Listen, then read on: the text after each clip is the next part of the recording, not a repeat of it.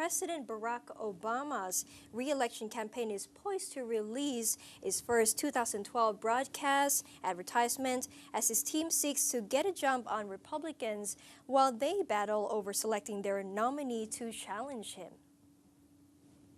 The ad will begin running tomorrow in Iowa, Michigan, North Carolina, Ohio, Virginia, and Wisconsin, according to a campaign official who spoke on condition of anonymity because the advertising hasn't been officially released. The ad highlights Obama's record on clean energy and pushes back against what it says are secretive oil billionaires making inaccurate attacks on him. The move begins a new phase in the campaign cycle and provides another outlet for Obama's campaign to engage Republican candidates and outside groups supporting the party with millions of dollars in ads that target the president. The campaign also is considering running the ads in media markets for Arizona, Colorado, Florida, Minnesota, New Hampshire, New Mexico, Nevada, and Pennsylvania, the officials said. Even though the ad won't air in the battleground state of Florida tomorrow, Obama will be traveling there to announce a strategy for promoting tourism. The state has 29 of the 270 electoral votes needed to win the presidency. The president's campaign committee and the Democratic National Committee raised a combined $224 million last year, including $68 million in the last 3 months of 2011. By comparison, former Massachusetts Governor Mitt Romney, who won the Iowa caucuses and the New Hampshire primary, is the leading contender for the Republican nomination, reported raising $56 million in 2011, the most among the party's presidential contenders.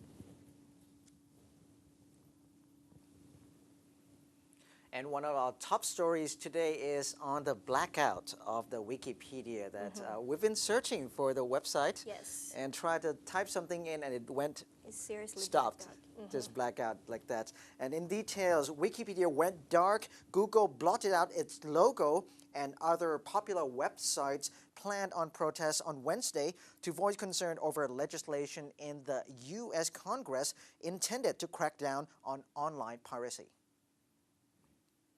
Wikipedia shut down the English version of its online encyclopedia for 24 hours to protest the Stop Online Piracy Act, or SOPA, introduced in the House of Representatives, and the Senate version, the Protect IP Act, or PIPA. Google placed a black redaction box over the logo on its much-visited U.S. homepage to draw attention to the bills, while social news site Reddit and the popular Cheeseburger Humor Network planned to shut down later in the day.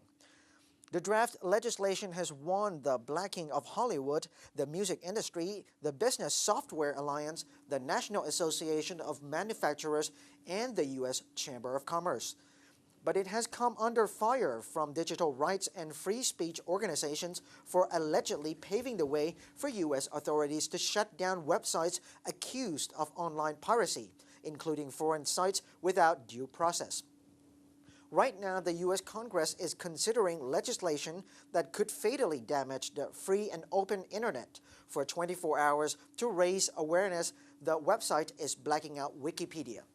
The founders of Google, Twitter, Wikipedia, Yahoo, and other internet giants said in an open letter last month the legislation would give the U.S. government censorship powers similar to those used by China, Malaysia, and Iran. Google spokesman said Tuesday it opposed these bills because there are smart, targeted ways to shut down foreign rogue websites without asking American companies to censor the internet. The search site will be shut down for 12 hours from 8 a.m. to 8 p.m. That's 13 hours to 1 p.m. in the GMT time. The protest the legislation.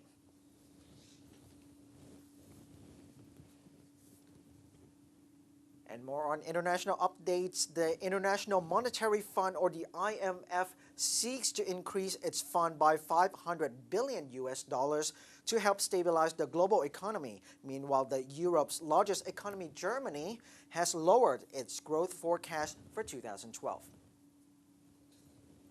Although the IMF would need as much as 1 trillion US dollars in the coming years, the extra money could be used to help countries in the Eurozone struggling to pay their debts.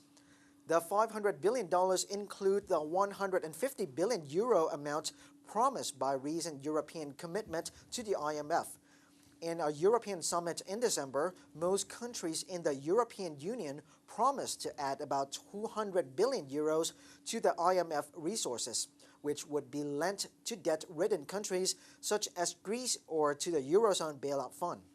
The United Kingdom, however, opted not to participate in the scheme to support the Eurozone, so the EU could not reach its target.